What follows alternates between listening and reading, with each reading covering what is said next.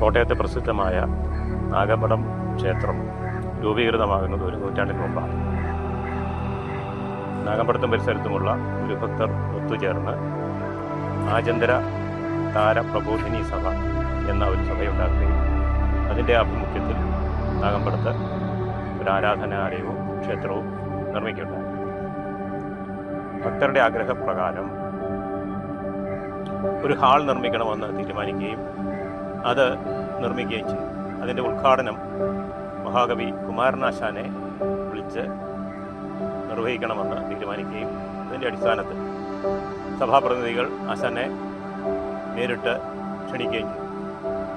1924 ജനുവരി 16 ഉദ്ഘാടനം ചെയ്യാമെന്ന് കുമാരനാശാൻ സമ്മതിക്കുകയും അങ്ങനെ കെട്ടിടത്തിൻ്റെ ഉദ്ഘാടനത്തിനാവശ്യമായ നടപടികളെല്ലാം സ്വീകരിക്കുന്നു.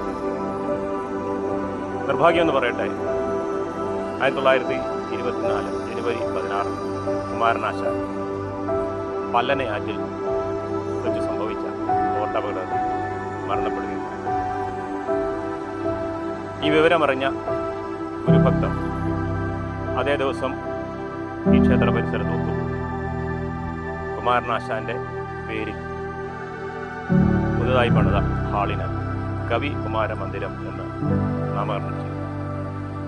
അങ്ങനെ കേരളത്തിൽ ആദ്യമായി കുമാരനാശാൻ ഒരു സ്മൃതി മന്ദിരം ഉയരുന്നത് ഈ നാഗമ്പടം ക്ഷേത്ര പരിസരത്താണ്.